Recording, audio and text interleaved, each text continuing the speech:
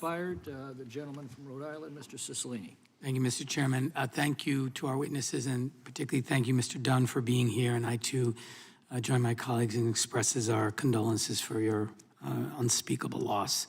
Mr. Chairman, the House Republican Border Security Plan is one of the most extreme stances this body has seen on immigration in recent history, and that's saying something.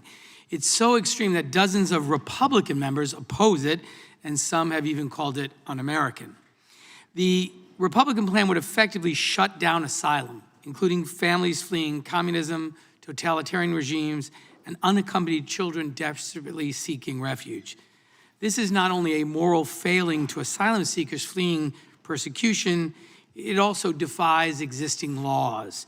We have obligations under international agreements and U.S. domestic law to accept and protect asylum seekers. We can't just ignore these obligations because some want to prey on anti-immigrant and xenophobic sentiments to gin up political support. This is sadly an ongoing and blatant attempt by our Republican colleagues to use fear tactics to scare us into turning immigrants away and to demonizing people coming here in search of a better life. We cannot and should not do that.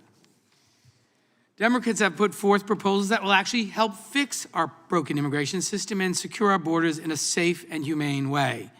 We've proposed legislation that addresses the root causes of migration, improves border security, and creates additional legal pathways for people to enter the United States.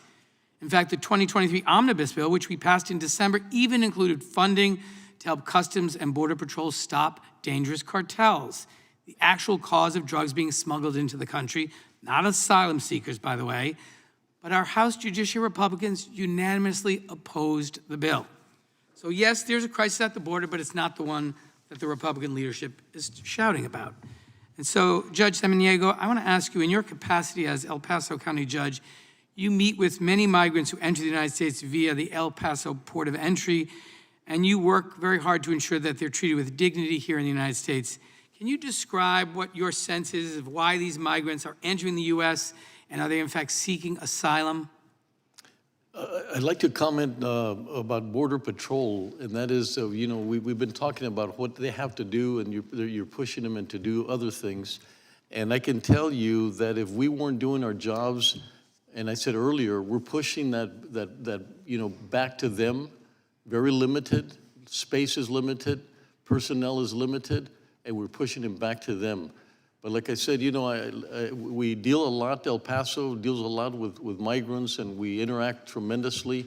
We get to see them at shelters, we get to see them at the point of entry, and they're wanting to come here to work, and they're wanting to do something for our country. And I have to stress that we are very, you know, we're very lucky, the things that they want to do, and the things they want to maintain, and the values that they have for the United States. It's just remarkable that under all the circumstances that they go through, they come to our country with tremendous amount of passion to be part of our value system. And Judge, what kinds of resources do border counties like yours need to ensure that local officials are able to adequately protect public health and safety, while also ensuring that migrants are treated with dignity and processed quickly and efficiently and consistent with our values as the great democracy we are? What more can we do as a federal government to help you do the excellent work that you are doing in El Paso? The most important thing that we've seen is decompression. You know, that we need the Border Patrol to be able to decompress and allow us to process. And so sometimes, like I said, we're not funded properly. We cannot process properly, and then that's when you have people or buses going into communities that are not ready for them.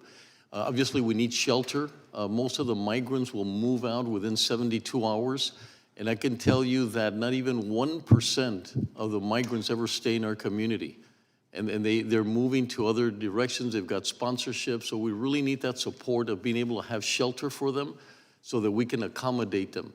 Like I said, 40% already have sponsors and they can move quickly, but the others, it takes us about a day, maybe 72 hours to be able to process them, redirect them. And I can tell you that most of them are going to be U.S. citizens, and if you treat them wrongly, they'll remember that. If you treat them properly and you treat them with respect and humanity and humanitarianism, these are going to be part of our residents, part of our citizens, and this is the first face that they have with our country. And I want to be able for them to keep that excitement, have that respect for America, and you do that by treating them properly. So we need shelter, we need food, and we need to be able to use our strategy. Our strategy works. And I wish that someone would take the time to look at what we do for 4 years now. We've been working on this strategy. The gentleman's Thank you, time Judge. has expired.